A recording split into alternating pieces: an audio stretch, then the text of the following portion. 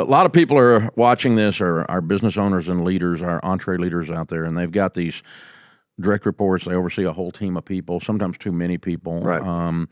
And you've said our most important employee is ourselves. I completely agree with that. Dealing with a guy in the mirror is like a full-time job. Talk about what you meant by that. We are, each of us, entrepreneurs. We are the founder and CEO of Ourselves Incorporated. And if we don't see ourselves as an enterprise, we don't see ourselves as a startup, then we're not going to have the adventure that our life should be. Now, the fortune that we're trying to accumulate is not green pieces of paper called dollars. It's love and happiness. But we should be willing and able to take prudent risk in search of a fortune and love and happiness. And how do you do that? What kind of risk do you take? By giving your heart away, by worshiping abundantly, by loving all the time. And if you're not taking care of yourself and you don't understand yourself and you're not a good human resource manager on the inside, that stuff's not going to get done. If you love your team member and you're looking over them, you're concerned about their personal life, you're concerned about their growth patterns, you're concerned about their physical condition. And so, just extend that same thing right back at yourself. Absolutely. And that's your best investment you can make. It turns everything around. That's a good point. I love that. So maybe you guys out there don't know, but this guy has done more research. Arthur's done more research on happiness and the functions around it, the statistical analysis around it than anybody on the planet right now. He's a Harvard professor, as I mentioned earlier, and best-selling books, multiple, all on this subject, and speaks hundreds of times a year. When there's a lot of this out there connecting, and I think there's a lot of it has a 98% truth and ends up being toxic when it's done wrong. But this connection between happiness and work. Yeah. There's a thing of, follow your passion, right, even if you have no talent. Right.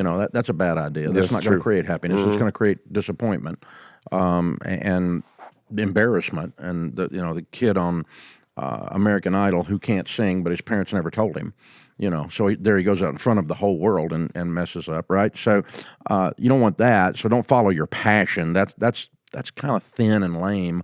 But there is a real connection between just the ability to get something done. And, I remember as a kid just cutting the grass. Yeah.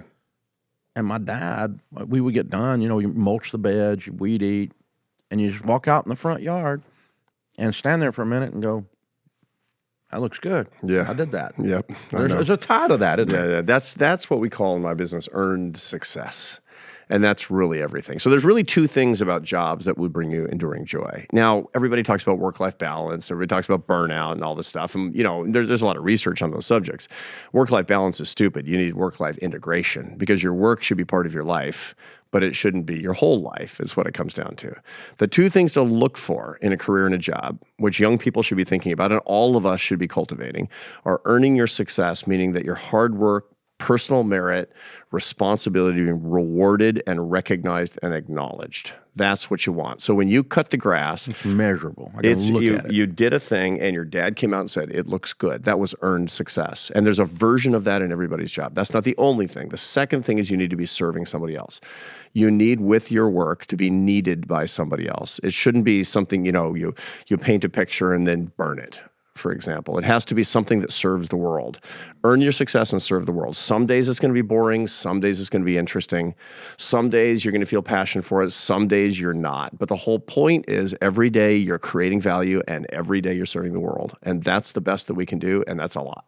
Yeah, Schweitzer said, those among you that are the happiest will be those that learn how to serve. Yes, indeed. Yes, indeed. Look, what a privilege it is to live in this world and to serve our sisters and brothers every day. And some people can do it in an audacious way, like Dave Ramsey, where you've got this big thing, well-known, real famous, but that's not the point. The whole point is if, I was doing a show in New York, a television show, and we had a live studio audience. They were asking me questions. And one guy says, you're always talking about calling, about finding your calling. How do I find my calling? I sit in a cubicle farm doing data analysis, and I feel like a drone is boring. And I said, okay, here's the deal. There's somebody in the cubicle farm next to you, the drone next to you. At 2:00 in the afternoon, go to the break room, pour a fresh cup of coffee, and bring it to the guy in the next cubicle and say, you look like you could use a cup of coffee, and look at the look on his face. You just served him, and you'll become that guy. And pretty soon you'll become that person in the office. And weirdly, you're going to start liking your job more, because serving other people is really what's the most rewarding thing in our lives. Yeah, even if it's not tied directly to the data analysis, just some way in the process, find a way to serve. Yeah, and the weird thing about it is that I've got the data. You're going to like data analysis better when you're the person serving the people in the cubicles around you more fresh coffee. Yeah. Because happier people like their jobs more. Wow. Okay. So, yeah. The irony of the whole thing is what you're saying is the people that are selfish are the most miserable. Yeah, for sure. For sure. I mean, like Mother Nature doesn't care. I mean, Mother Nature is funny. We have an animal impulse, and we have divine moral aspirations. And when we live in the animal impulse of me, that's called the psychodrama. You know, it's my job, my car, my money, my television shows, my friends. It's so boring, Dave. It's so boring. It's so tedious. But Mother Nature wants you in that zone because that's what keeps you alive another day and maybe better able to pass on your genes. But you have a choice of getting into that divine space. And the way that you do that is by transcending the psychodrama. Transcending the psychodrama by praying or through meditation, and certainly through serving other people. And the more that you get out of the me, into the standing in awe of the world, standing in awe of the Creator, standing in service of other people, your life starts to change. Mm-hmm. When I've been talking to people about money over these years, I've been very careful to never send the message that money makes you happy, because it doesn't. Yeah. That's kind of shallow and ridiculous and those kinds of things. And yet we're teaching people every day to build wealth and to control this variable, because it impacts so many areas of our lives. But it literally does not make you happy. We always teach people, the more wealth you get, you become more of what you already are. That's correct. And if you're miserable and depressed, you're going to be really miserable and depressed with $2 million. If you're rich people who are miserable people become rich, miserable people. Exactly. And they're more effective at misery. They can do it. They're with scale. excellent. Yeah, it's whatever it is, good or bad, it's inside of you. It's going to come out. Fame will make you more of who you are. Power will make you more of who you are, and wealth will make you more of who you are. Yeah, it's exactly right. And yet, I see this. And it makes common sense when I see it, but I don't like the spiritual message that it sends.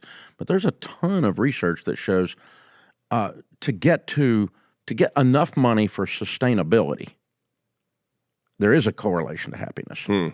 Yeah.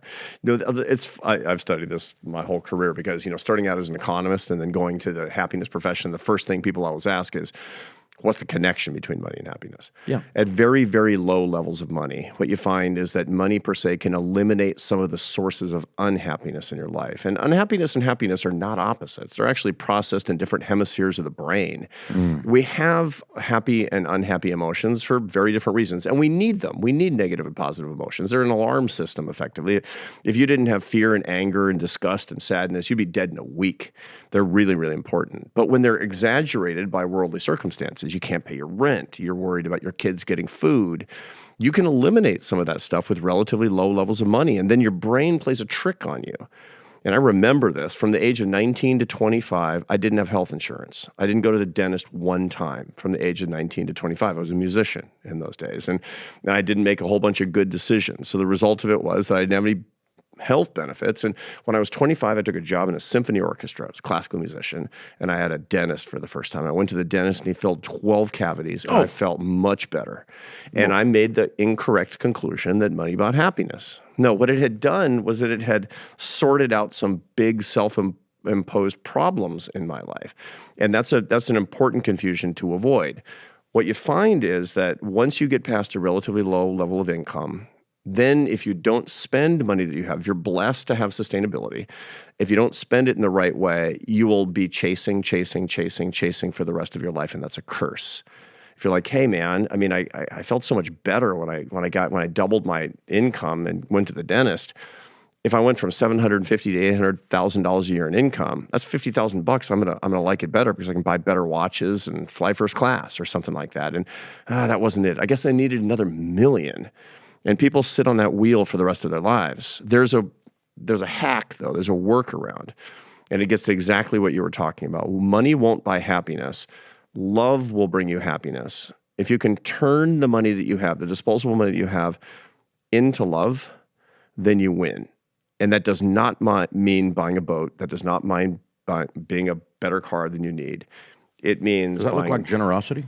It looks like love toward other people through generosity, for sure. It means buying experiences with the people that you love. It means buying time and spending it personally in edification, worship, for example, not frittering away your time on Instagram, or spending it with people that you love. It also, by the way, means saving your money. I've got tons of data that show that when you feel like you're making progress in your life for a better life for you and your loved ones, by saving your money, you get happier. So there's 4 ways to bring in greater happiness with money, and none of them have to do with buying the Ferrari.